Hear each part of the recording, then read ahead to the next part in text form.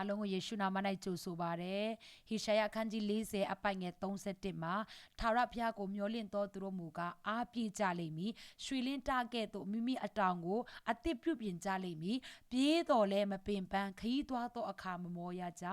ဒီနေ့ဘုရားသခင်ကကျွန်တော်အသက်တာမှာခရီးသွားတဲ့အခါမှာတော်လကောင်းကျွန်တော်ပြေးတဲ့အခါမှာတော်လကောင်းမပင်ပန်းအောင်မမောရအောင်အတွက်ဘုရားခင်ကကျွန်တော်အသက်တာမှာအသစ်သောခွန်အားကိုပြန်ပေးနိုင်တာဖြစ်တဲ့တခါလေကျန်လောကမှာကျွန်တော်ဘဝခရီးမှာเนาะရှောက်လာတဲ့အခါမှာအာအင်ကုန်တတ်တယ်အာအင်ချိနေတတ်တယ်ဘာလို့ဘာကရမမသိပဲနဲ့မျောလင့်ချစ်မဲ့တတ်တယ်တနည်းအားဖြင့်ကျမတို့အသက်တာမှာเนาะလှုပ်ရှားကိုင်စရာမရှိတော့ဘဲနဲ့အသက်တာမှာတကယ်ပဲအရာခတ်သိမ်းကုံဆုံးသွားပြီဆိုအာအင်နေအကုန်ကုံဆုံးသွားတယ်လို့သင်ခံစားရတဲ့အချိန်ဖြစ်ကောင်းဖြစ်မယ်ဒီနေ့ကျမအားပေးခြင်းနဲ့ဖခင်သခင်ကိုမျောလင့်တော်သူတွေကအမြဲတမ်းအားပြေကြလိမ့်မယ်ဒီနေ့လူတွေကတော့လောကောင်လောကမှာရှိတဲ့အရာတော့လောကောင်မျောလင့်တဲ့အခါကျ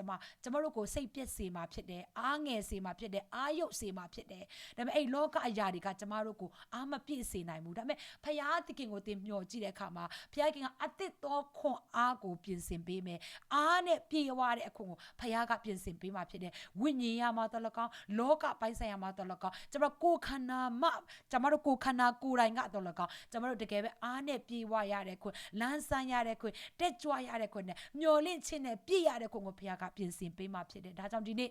အားငယ်နေတော်သူများခွန်အားနည်းနေတော်သူများအထူးသဖြင့်ကျွန်မခွန်အားပေးခြင်းနဲ့ထာဝရဘုရားကိုမျှော်လင့်ရအောင်သူစီမှာကျွန်တော်ဆုတောင်းရအောင်နှုတ်ကပတ်တော်ကိုဖတ်ရအောင်သူနဲ့မိတ္တာရဖွဲ့ရအောင်အဲ့ထဲမှာတင်အထဲကနေကုံသွားတဲ့အားတွေကပြန်ပြီးတော့မှပြည့်လာမှာဖြစ်တယ်